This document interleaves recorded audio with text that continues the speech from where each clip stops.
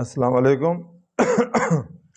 چاند دیکھنے اور گواہی کا بیان روزے کی بات چل رہی ہے تو پھر اس میں چاند دیکھنا بھی ہوتا ہے، ٹھیک ہے۔ سوال: رمضان شریف کا چاند دیکھنے کا کیا حکم ہے؟ جواب: شعبان کی 29 تاریخ کو رمضان شریف کا چاند دیکھنا یعنی دیکھنے کی کوشش کرنا اور مطلع پر ڈھونڈنا واجب ہے۔ مطلع وہ جگہ جہاں چاند نکل رہی ہے، طلوع آفتاب وہ یعنی سورج کا نکلنا، تو مطلع یہ جگہ ہوتا ہے، ٹھیک ہے۔ علم صرف سی کو ہم نے ویڈیو اپلوڈ کیا ہے۔ مطلع پر ڈھونڈنا واجب ہے، جہاں چاند نکل رہا ہے وہاں اس کا ڈھونڈنا واجب ہے، دیکھنا ہے، ٹھیک ہے۔ اور رجب کی 29 تاریخ کو شعبان کا چاند دیکھنا مستحب ہے۔ کیوں؟ تاکہ شعبان کی 29ویں تاریخ کا حساب ٹھیک معلوم رہے، تاکہ شعبان کا بھی پورا پتہ چلے کہ 29 کب ہے، کیونکہ 29 کو نکلتا ہے چاند، یا 30 کو، 28 کو نہیں نکلتا۔ اگر شعبان کی 29ویں تاریخ کو رمضان شریف کا چاند دیکھ لیا جائے تو صبح کو روزہ رکھو، اور چاند نظر نہ آئے اور مطلع صاف تھا تو صبح کو روزہ نہ رکھو، اور اگر مطلع پر ابر یا غبار تھا، گردہ مردہ تھا، یا کیا نام ہے، بادل تھے، ابر یا غبار تھا، تو صبح کو 10-11 بجے تک کچھ کھانا پینا نہیں چاہیے۔ اگر اس وقت تک کہے سے چاند دیکھے جانے کی معتبر طریقے سے چاند دیکھے جانے کی خبر معتبر طریقے سے آ جائے تو روزے کی نیت کر لو، اور نہیں یعنی خبر نہ آئے تو اب کھاؤ پیو، اور اگر نہیں تو اب کھاؤ پیو۔ لیکن 29 شعبان کا چاند نہ ہونے کی صورت میں صبح کو روزے کی اس طرح نیت کرنا کہ چاند ہو گیا ہوگا، یعنی چاند نظر آ گیا ہوگا، ٹھیک ہے نا، تو رمضان کا روزہ ہے۔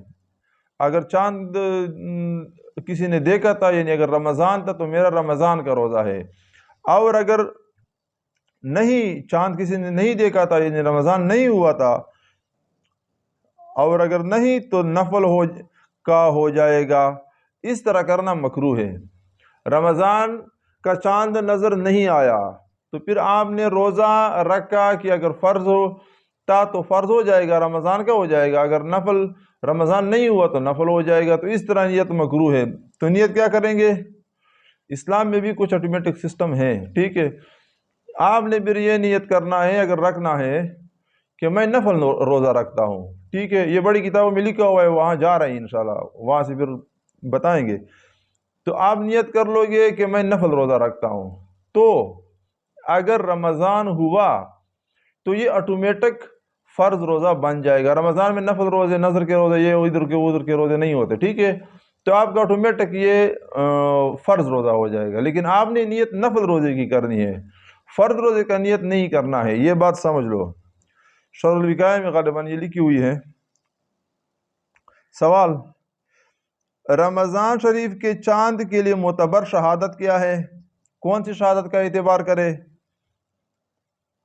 جواب: اگر مطلع صاف نہ ہو، مثلا ابر یا غبار وغیرہ ہو، تو رمضان شریف کے چاند کے لیے ایک دیندار پرہیزگار سچے آدمی کی گواہی معتبر ہے۔ یہ گواہی کے لیے پرہیزگاری، دینداری، سچا ہونا، یہ سچ بولنا بہت زیادہ تکرار اس کا آ رہا ہے۔ بھائی یہ جھوٹ بولنا چھوڑ دو، اگر جھوٹ نہیں چھوڑ سکتے تو ہمارا چینل چھوڑ دو، اپنا وقت ضائع نہیں کرو۔ ہم اللہ تعالیٰ سے تعلق بنانے پہ ایک محنت کر رہے ہیں، تو اگر آپ جھوٹ بولو گے آپ کو کوئی بات سمجھ نہیں آئے گی، اور نہ عمل کا پتہ چلے گا اور نہ ایمان کے حلاوت کا پتہ چلے گا، ٹھیک ہے۔ اچھا، دیندار ایک دیندار پرہیزگار سچے آدمی کی گواہی معتبر ہیں، چاہے مرد ہو یا عورت، آزاد ہو یا غلام۔ ایک عورت بھی ہو نا، عورت کی تو ایک مرد کے مقابلے میں 2 ہوتا ہے، لیکن یہاں ایک عورت ہو تو پھر بھی ٹھیک ہے۔ اسی طرح جس شخص کا فاسق ہونا ظاہر نہیں اور ظاہر میں دیندار پرہیزگار معلوم ہوتا ہو، اس کی گواہی بھی معتبر ہے، اس کا بھی اعتبار کیا جا سکتا ہے رمضان کے چاند کے لیے کہ کل روزہ ہے اس کے لیے، ٹھیک ہے۔ آگے چلتے ہیں۔ سوال، عید کے چاند کے لیے معتبر شہادت کیا ہے؟ جواب، مطلع صاف نہ ہونے کی صورت میں عید الفطر اور عید الاضحیٰ بڑی عید اور عید الفطر چھوٹی عید، ٹھیک ہے، عید الفطر اور عید الاضحیٰ کے چاند کے لیے 2 پرہیزگار سچے مردوں یا اسی طرح کے ایک مرد اور 2 عورتوں کی گواہی شرط ہے۔ سوال، اگر مطلع صاف ہو تو پھر کتنے آدمیوں کی شہادت معتبر ہوگی؟ جواب، اگر مطلع صاف ہو تو رمضان شریف اور دونوں عیدوں کے چاند کے لیے کم از کم اتنے آدمیوں کی گواہی ضروری ہے کہ اتنے آدمیوں کے جھوٹ بولنے اور بناوٹی بات کہنے کا دل کو یقین نہ ہو سکے، بلکہ ان کی گواہی سے دل کو چاند دیکھے جانے کا گمان غالب ہو جائے۔ بہت زیادہ آدمی ہو، عربی کتابوں میں جمع غفیر لفظ آتا ہے، پھر آپ کو سمجھائیں گے جمع غفیر کیا ہوتا ہے۔ سوال، تو آج کل کے اعتبار میں جمع غفیر اس کو بولتے ہیں، جس طرح ہمارے علاقے میں جتنے حافظ ہیں تو ہم قرآن کا مثال کہ یہ سچا کتاب ہے، کیونکہ یہ اتنے لوگوں کے سینوں میں سینہ بسینہ آ رہا ہے۔ تو بہرحال سینکڑوں آدمی چاہیے، یہ 2-4 بندوں سے بات نہیں چلے گی، آج کل نیٹ کا زمانہ ہے، موبائل سے پتہ چلتا ہے، تو سینکڑوں آدمی چاہیے، یہ 2-4 بندوں سے عید کا یہ ٹھیک نہیں ہے۔ اور عید کا اعلان، رمضان کا اعلان یہ حکومت کرے گی، یہ عام عوام جو کر رہے ہیں یہ غلط کر رہے ہیں، کوئی کہاں سے کوئی کہاں سے، یہ ٹھیک نہیں ہے۔ ہماری حکومت، علماء اس کو اسلامی حکومت شمار کرتے ہیں، تو حکومت جو اعلان کرے گا کہ کل روزہ ہے تو وہ روزہ ہوگا، اور اگر وہ کہے گا کل رمضان ہے تو رمضان ہوگا، اگر وہ کہے گا کل عید ہے تو عید ہوگا، تو حکومت کے خبر کا اعتبار ہوتا ہے، ٹھیک ہے نا۔ یہ مسلمانوں کی حکومت ہے پاکستان کی، علماء اس طرح کہتے ہیں۔ سوال، اگر کسی دور کے شہر سے چاند دیکھنے کی خبر آئے تو معتبر ہوگی یا نہیں؟ جواب، چاہے کتنی ہی دور سے خبر آئے معتبر ہیں۔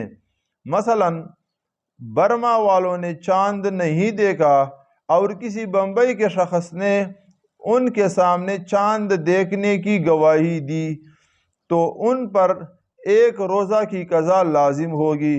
ہاں، شرط یہ ہے کہ خبر ایسے طریقے سے آئے جس کا شریعت میں اعتبار ہے،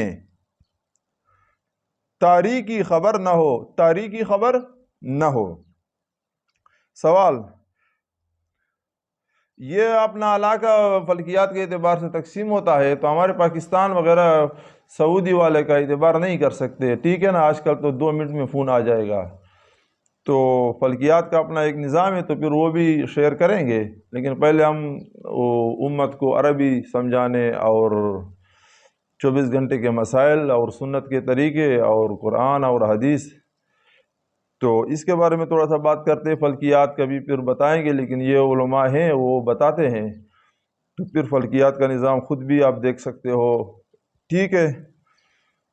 تو یعنی یہ اپنا علاقہ ہوتا ہے، تو سعودی ہم سے دور ہے، کیونکہ یہاں دن ہوتا ہے، یہاں رات ہو جاتی ہے، وہاں دن ہوتا ہے، تو یہ سورج جس سائڈ پہ چل رہا ہے تو اس سائڈ پہ چاند بھی ہوتا ہے، تو پھر وہاں چاند نظر آ جاتا ہے اور یہاں نظر نہیں آتا، تو ان کے لیے تو نظر آ گیا، ہمارے لیے نظر نہیں آیا، کیونکہ یہ پورا ایک علم ہے، پھر آپ کو انشاءاللہ سمجھائیں گے۔ سوال تو بہرحال پاکستان اور جو مسلم ممالک ہے تو وہاں سرکاری اعلان ہوتا ہے تو اس پہ چلنا پڑے گا، اور باقی اپنے علاقے کے علماء سے پھر پوچھو۔ ہمارے پاس سے آپ لوگ 97.5% دین سیکھ سکتے ہو، 2.5% اپنے مقام کے علماء سے آپ نے سیکھنا ہے۔ کوئی بھی کام میرے نزدیک تمہاری جتنی بھی استعداد وغیرہ ہو تو وہ 2.5% ہوتی ہے، اور باقی 97.5% باہر سے کچھ لانا پڑتا ہے، ٹھیک ہے؟ تو آپ یہ ہماری جو باتیں سن رہے ہو تو یہ باہر ہی کی بات ہے، اور علم کے بارے میں تو پھر آپ کے علاقے کے علماء جو ہیں وہ آپ کے اندر کے لوگ ہیں، تو پھر ان سے یہ بات سیکھنی ہے۔ ہم جو بات کر رہے ہیں جہاں بھی یہ پہنچ رہی ہے تو پھر ہماری بات پوری بات نہ سمجھو، یہ 97.5% دین سیکھنا آپ سمجھو، اور 2.5% اپنے علاقے سے آپ نے پھر سیکھنا ہے۔ اور ہمارا تو ابھی یہ فقہ حنفی چل رہا ہے، انشاءاللہ فقہ شافعی اور امام مالک صاحب، امام احمد بن حنبل صاحب، اس کا بھی شیئر کریں گے انشاءاللہ۔ پہلے ہم اپنی کتابیں ہدایہ تک اور آگے کچھ شیئر کریں۔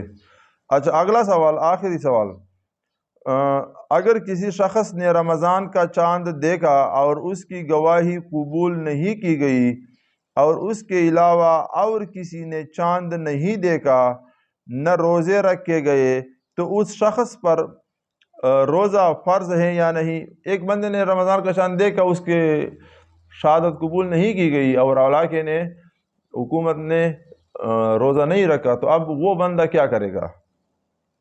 جواب، ہاں، اس پر روزہ رکھنا واجب ہے، اور اگر اس کے حساب سے 30 روزے پورے ہو جائے اور عید کا چاند نہ دیکھا جائے تو یہ شخص اور لوگوں کے ساتھ 31واں روزہ بھی رکھے گا، یہ پھر 31واں روزہ بھی رکھے گا۔